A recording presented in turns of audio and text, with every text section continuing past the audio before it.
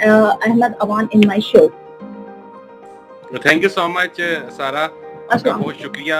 आपने मुझे इनवाइट किया, आपसे काफ़ी अरसा से बातचीत हो रही थी इंटरव्यू के हवाले से, और अब जाके हमारा ये प्लान हुआ है, तो आई एम रियली एक्साइटेड आपके शो का पार्ट बनने के लिए। मैं काफ़ी ज़्यादा जो है ना, हमने ये तकदो की, आप कह लीजिए कि हमने प्लान कर रहे थे, मगर वो प्लान जो थे वो इस तरह के कह रहे थे कि वो कामयाब नहीं हो पा रहे थे, तो अब फाइनली एग्जैक्टली मैं आपके साथ। सेम हियर, वो कहते हैं ना, there is a will there is a way. आपने हार नहीं मानी होती, मैंने भी गिव अप नहीं किया और फिर आपने भी आखिरकार टाइम निकाल ही लिया, क्योंकि जो हम सोचते हैं वो हो जाता है। तो मैंने सोचा हुआ था कि मैंने लेना तो है, मैंने छोड़ूंगी नहीं। अली अहमद अवान को मैंने अपने शो में बुलाना ही बुलाना है।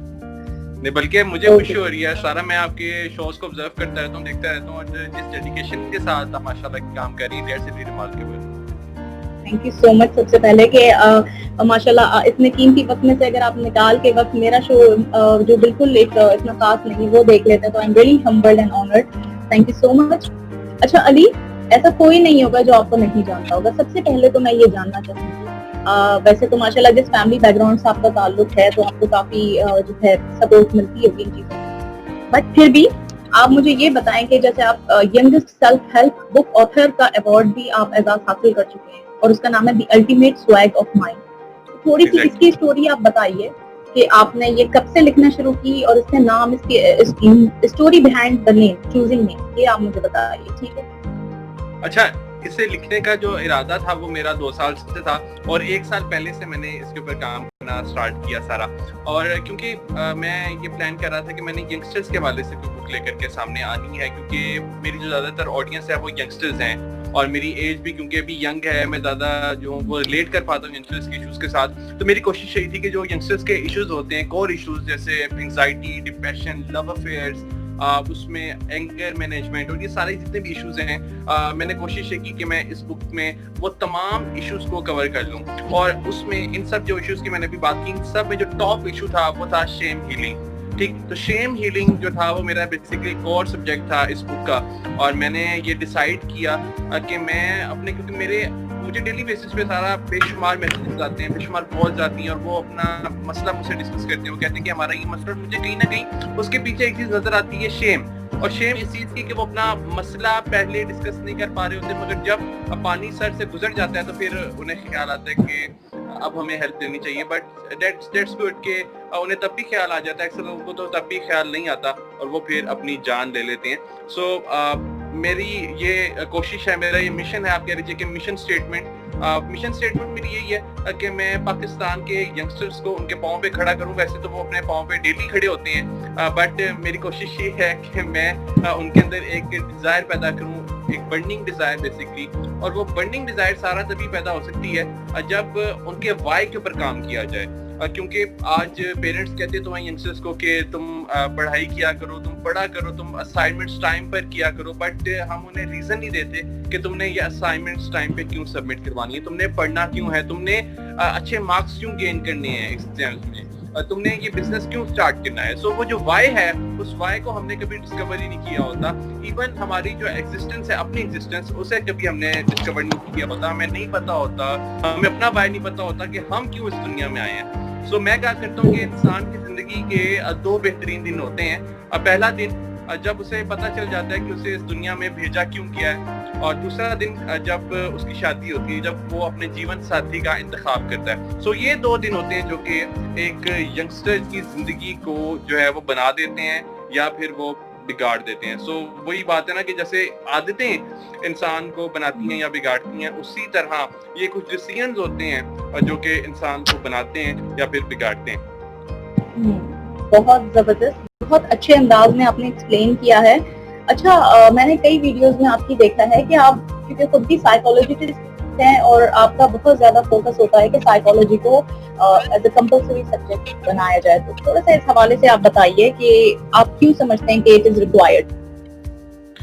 सारा, जब हमें नफ्सियात का इल्म हो जाता है, जब हम साइकोलॉजी को पढ़ते हैं, तो हमें फिर किसी पे गुस्सा नहीं आता। तब हमें ये एहसास नहीं होता कि हमारे साथ शायद ज्यादती हो रही है। तब हमें ये लगता है कि जो दूसरा शख्स जो भी काम कर रहा है वो अपनी मजबूरी के तहत कर रहा है। जो दूसरा शख्स कर रहा है, मे बी उसकी नींद ना पूरी हुई हो, मे बी उसका दिन आज बुरी तरह स्टार्ट हुआ हो, तो उसके पीछे हम फिर वो साइकी समझते हैं उस इंसान की। हम जब साइकोलॉजी पढ़ रहे होते हैं तो उसमें हमें सिखाए ही जाते हैं कि आपने सीपीटी के थ्रू लोगों के मसाइल को डील करना है। बेशुमार मेथड्स हैं जिसके थ्रू आप प्रॉब्लम्स को सॉल्व कर सकते हैं, बट जो सीपीटी है वो अब तक का सबसे ज़्यादा यूज़ किया जाने वाला मॉडल है किसी भी प्रॉब्लम को सॉल्व करने के लिए।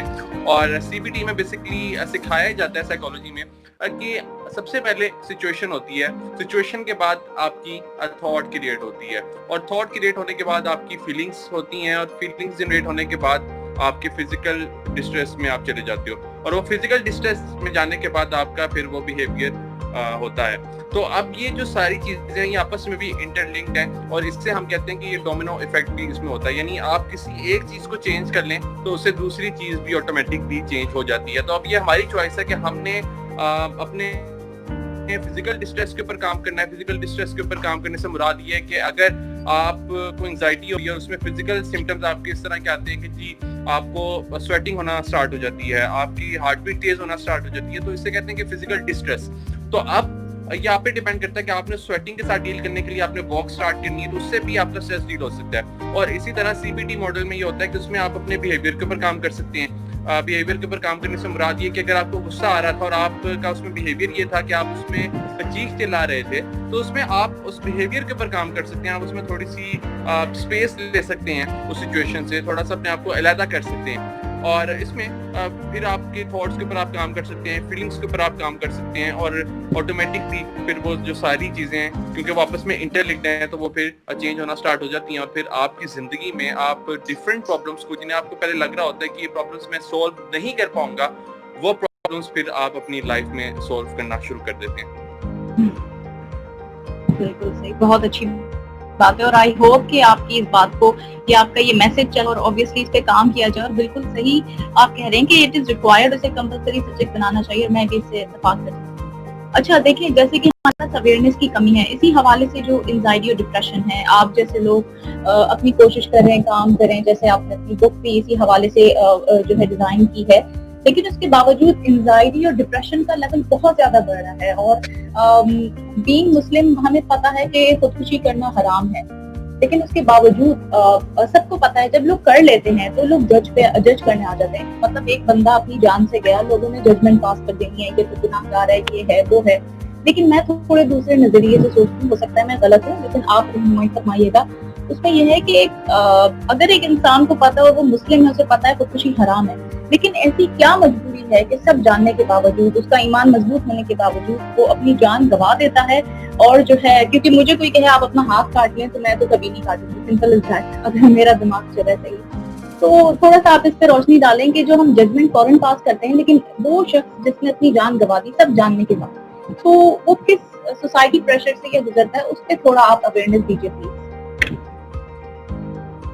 अच्छा, मुझे लगता है कि वो शख्स बेबस होता है जो कि अपनी जान ले लेता है। और जैसे कि इस्लाम में है कि अगर कोई शख्स नफ्सियाती मरीज है तो अगर वो किसी का कत्ल भी कर देते हैं तब उसे रिलीफ मिल सकता है, और वो इस वजह से कि वो अपने होश में नहीं होता, वो इंटेंशनली ऐसा नहीं करता। बिल्कुल इसी तरह जब एक इंसान एडिक्शन में होता है तो वो उस आदत को अपनी छोड़ना चाह रहा होता है, उसे पता होता है कि इसके क्या कॉन्सिक्वेंसेज होने वाले हैं या इसके क्या कॉन्सिक्वेंसेज ऑलरेडी मैं फेस कर रहा हूँ, बट फिर भी वो उस एडिक्शन को छोड़ नहीं पाता क्योंकि उसके न्यूरल पाथवेज बन चुके होते हैं ब्रेन के। सो बिल्कुल इसी तरह जो इंसान डिप्रेशन का शिकार होता है और वो इतना उस डिप्रेशन में उसके अंदर इन्वॉल्व हो जाता है, उससे इफेक्ट हो जाता है कि फिर उसे लगता है कि शायद मेरी प्रॉब्लम्स का हल सुसाइड है।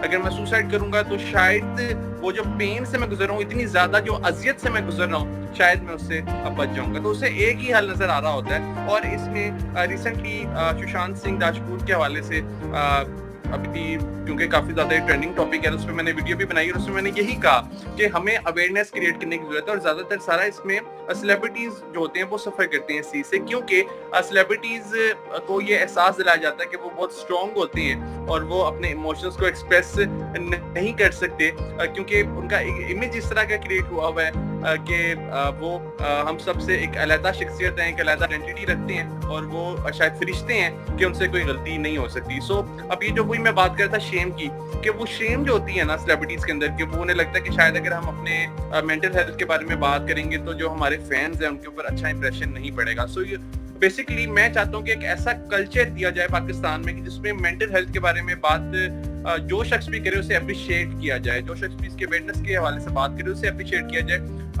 मगर अनफॉर्चुनेटली पाकिस्तान में होता ही है कि जब कोई सानिया हो जाता है तो उसके बाद चंद दिन उसके बारे में बात की जाती है, बट देन फिर मेंटल हेल्थ को बुला दिया जाता है।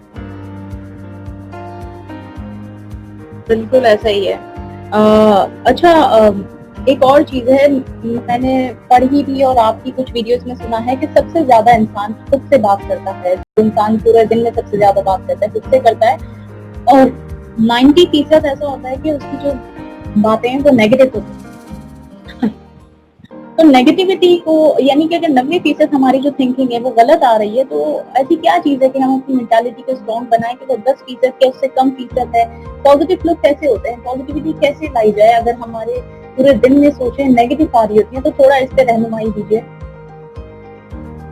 अच्छा, इसमें हम ग्रेटफुल नहीं होते, हम सोच रहे होते हैं कि शायद हमने अपनी जिंदगी में हर छोटी छोटी चीज को परफेक्ट करना है, शायद हमारे साथ जितनी मैं मेहनत कर रही हूँ मेरे साथ कभी कुछ बुरा नहीं होना चाहिए, तो हम अपने आप को मार्जिन ऑफ एरर नहीं देते, नंबर 1। नंबर 2, इसमें हमारे बिलीव्स, जो कि हमारे बिलीव्स बन चुके हैं हमें, और उन्हें हम क्वेश्चन भी नहीं करते, हमें नहीं पता होता कि हम किस बिलीव के अकॉर्डिंग ये सर्टेन एक्शन परफॉर्म कर रहे हैं। सो अगर हम अपने आप से डेली चंद क्वेश्चंस करना स्टार्ट करते हैं, चंद ऐसे क्वेश्चंस कि आज रात को सोने से पहले कि आज मैंने ऐसा क्या काम किया जो कि मुझे नहीं करना चाहिए था, और एक दूसरा क्वेश्चन आप ये भी कर सकते हैं कि आज ऐसा क्या काम मुझे करना चाहिए था जो कि मैंने नहीं किया। तो ये आप इसे कह लीजिए कि ये सेल्फ ऑडिट है। जब हम सेल्फ ऑडिट नहीं करते तो फिर हम नेगेटिव थॉट्स का शिकार होते हैं, और वो फिर नेगेटिव थॉट्स इतनी स्ट्रॉन्ग होती चली जाती हैं कि फिर उन्हें चैलेंज करना बड़ा मुश्किल हो जाता है, फिर हमें मेडिसिन की तरफ जाना पड़ता है। बट अगर ये चीजें माइल्ड लेवल पे हैं और अभी सुयत नहीं हुई, तो आप क्या कर सकते हैं कि आप अपने बिलीव्स को चैलेंज कर सकते हैं, आप अपने आप से चंद सवालात पूछ सकते हैं, आप मेटाकॉग्निशन से काम ले सकते हैं। मेटाकॉग्निशन मतलब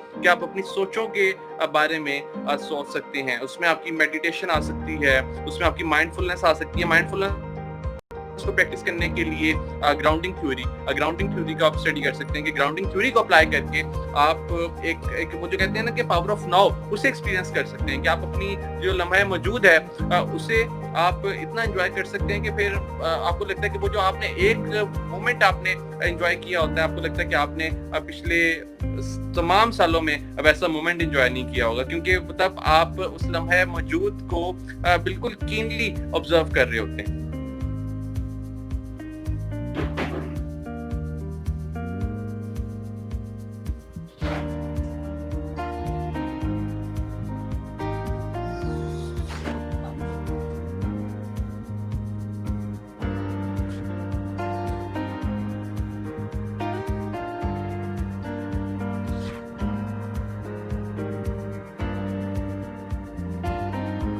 सॉरी, मेरा माइक म्यूट था।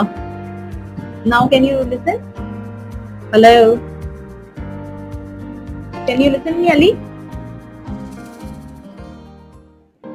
जी जी, अब आपकी आवाज आ रही है। ओके जी, सॉरी, माइक मेरा जो है वो म्यूट था। एनीवेज, आई एम सेइंग कि आप माशाल्लाह TEDx स्पीकर भी रह चुके हैं, तो कैसा एक्सपीरियंस था वहाँ, कैसे आप गए, कैसे इत्तेफाक हुआ, और थोड़ा सा इस हवाले से बताइए। और कोई भी जा सकता है या उसके लिए ऑब्वियसली हमें किसी लेवल पे जाना जरूरी होता है?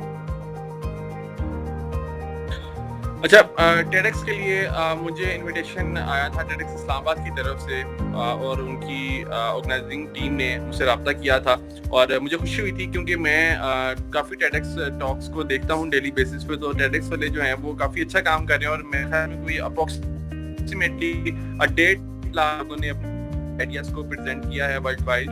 और होता क्या है कि बड़ा ही अच्छा यूनिक कॉन्सेप्ट, एक क्रिस एंडरसन, मैं उनका नाम अगर सही ले रहा हूँ तो क्रिस एंडरसन ही है जिन्होंने टेड को स्टार्ट किया। उन्होंने एक कॉन्सेप्ट दिया, और उसके बाद उन्होंने तमाम जो थिंक टैंक्स है दुनिया भर के, उन तमाम को एक प्लेटफॉर्म के ऊपर इकट्ठा किया। तो TEDx के लिए बेसिकली आप अप्लाई भी कर सकते हैं उनकी वेबसाइट पर जाके, मगर जब आपका ऑलरेडी प्रोफाइल बन जाता है, जब आप ऑलरेडी सोसाइटी में अच्छा काम कर रहे होते हैं, जब आप ऑलरेडी सोसाइटी में डिफरेंस क्रिएट कर रहे होते हैं, तो TEDx वाले आपको खुद अप्रोच करते हैं। और आप क्या करते हैं, आपने सिर्फ करना क्या है सारा, क्या आपने चंद वीडियोस बनानी है और इन वीडियोस को आपने पोस्ट करना स्टार्ट कर देना है, तो ऑटोमेटिकली वो वीडियोस, वो आपका अच्छा काम उन TEDx ऑर्गेनाइजिंग टीम तक पहुंच जाएगा और वो फिर आपको इनवाइट कर लेंगे।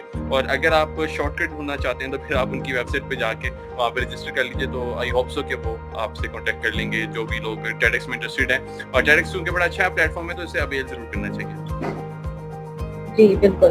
अच्छा, जैसे वीडियोस रिकॉर्ड करने की बात है, यूट्यूब की जर्नी आई, माशाल्लाह आपके तकरीबन मैंने यहाँ लिखे थे 152,000 सब्सक्राइबर्स हो गए हैं माशाल्लाह। और इतनी सी एज में इतना माशाल्लाह आपको आपकी मेहनत का जो है आप यूँ कहें कि पे ऑफ हुआ है। तो थोड़ा सा ये बताइए कि ये शौक कब से हुआ था, क्यों किया और किस तरीके से फेम हुआ, आपका क्या शौक था, थोड़ा जर्नी बताइए अपनी यूट्यूब। अच्छा सारा, ये मैंने तकरीबन जब मैं 12 साल का था तब से मैंने वीडियोस बनाना स्टार्ट की थी। तब ऐसा कोई ट्रेंड नहीं होता था कि आप मोटिवेशनल वीडियोस बनाएं। तो मैं और मेरा भाई हम वाहिद 2 बच्चे थे जो कि मोटिवेशनल वीडियोस बना रहे थे, क्योंकि तब इसका स्कोप भी इतना ज़्यादा नहीं था। तब ये जो आजकल ट्रेंड चल रहा है मोटिवेशन स्पीकिंग का, तब ऐसा नहीं था, तब बिल्कुल भी ऐसा नहीं था। तब अनसर्टेनिटी थी, हमें नहीं पता था कि हमारी जो मोटिवेशनल वीडियोस हैं ये क्या लोगों को पसंद आएंगी भी या नहीं, क्योंकि लोगों का तब रुझान ज़्यादातर एंटरटेनमेंट की तरफ था, प्रैंक्स की तरफ था, ट्रेंडिंग चीज़ों की तरफ था। तो हमने थोड़ा सा हट के काम किया और शायद इसी वजह से अल्लाह ताला ने उस काम में बरकत डाल दी और फिर ये सब्सक्राइबर्स इंक्रीज होते चले गए। तो कंटेंट भी जो है वो इम्प्रूव होता चला जाता है with the passage of time. जब आप अपने आप पे काम करते हैं ऑटोमेटिकली आपका कंटेंट भी इम्प्रूव होना स्टार्ट हो जाता है। जब आप नॉलेज गेन करते हैं, तो मैं ये कहा करता हूँ कि जितनी आपकी नॉलेज है, जितना आपने अपने ऊपर काम किया है, उतने ही आपके यूट्यूब के सब्सक्राइबर्स होंगे, क्योंकि यूट्यूब मेरिट के ऊपर काम करता है। अगर आपकी वीडियोस का कंटेंट बहुत शानदार है, अगर आप यूट्यूब के पैरामीटर्स के ऊपर पूरा उतर रहे हैं, तो ऐसा हो नहीं सकता कि आप यूट्यूब के सब्सक्राइबर्स इंक्रीज ना हो। अच्छा, एक और चीज, एट द एंड मैं आपसे सेल्फ हेल्प कुछ बुक्स चाहूंगी कि आप हमें सजेस्ट करें। आपकी बुक तो माशाल्लाह है ही और वो ऑब्वियसली मैंने पढ़ी थी, थोड़ी सी रहती है, जब मैं पूरी पढ़ लूंगी तो मैंने उसका रिव्यू भी देना है इंशाल्लाह, बिकॉज मेरा भी एक छोटा सा चैनल है, तो मैं आपकी तरह ही काम करती हूँ, थोड़ा बहुत रिव्यूज दे देती हूँ कुछ ना कुछ। एनीवेज, तो फिर उसके अलावा आप मुझे कुछ ऐसी बुक्स बताएं हमारे व्यूअर्स को, हमें जो लाजमी जिंदगी में हर इंसान को पढ़नी चाहिए। अच्छा, don't sweat the small stuff, number 1 book तो ये मैं सजेस्ट करूंगा। वैसे तो मैंने एक वीडियो क्रिएट की हुई है कि 5 life changing books you must read. उसमें नंबर 1 जो बुक है वो है होली कुरान। जो कुरान जो है वो तो हर मुसलमान को, बल्कि हर इंसान को पढ़ना चाहिए, क्योंकि उसमें आपको सारी जो चीज़ें हैं वो एक मुकम्मल ज़ाब्ता याद आपके सामने प्रेजेंट कर दिया जाता है। तो अगर आप वैसे दूसरी बुक्स की बात कर रही हैं, सेल्फ हेल्प बुक्स की, तो उसमें don't sweat the small stuff एक ये हो सकती है। दूसरे नंबर पे पावर ऑफ नाउ, तीसरे नंबर पे 48 लॉज ऑफ पावर, ये मेरी फेवरेट बुक्स में से एक है। और चौथे नंबर पे इसमें 5 AM क्लब, जो कि रॉबिन शर्मा की, इसके ऊपर मैं समरी भी क्रिएट कर चुका हूँ इसकी अपने चैनल के लिए। तो ये चंद बुक्स हैं जो कि मेरे दिल के बहुत करीब हैं। और इसके अलावा मैं बेशुमार बुक्स को हर रोज स्टडी करता हूँ और मैं एक और वीडियो भी क्रिएट करने वाला हूँ मजीद बुक्स के हवाले से, तो उसके लिए आप मेरे साथ जुड़े रहिएगा। I will be waiting। मैं बहुत तहे दिल से इंतजार कर रही हूँ, आप जल्दी बनाएं, क्योंकि मैं ऐसी वीडियोस बहुत शौक से देखती हूँ। Anyways, thank you so much Ali, अपनी कीमती वक्त से मेरे लिए वक्त निकाला, बहुत बहुत शुक्रिया। मुझे बड़ी खुशी हुई क्योंकि आपका जो शो है ना वो थोड़ा यूनिक है, हट के है दूसरे लोगों से, और आप बड़े दिल से बात करती हैं और आप दूसरों को अप्रिशिएट भी खुले दिल से करती हैं। इससे कह लीजिए कि आप पॉजिटिविटी स्प्रेड करती हैं, और जो मोटिवेशन स्पीकर्स होते हैं इवन उन्हें भी मोटिवेशन की जरूरत होती है।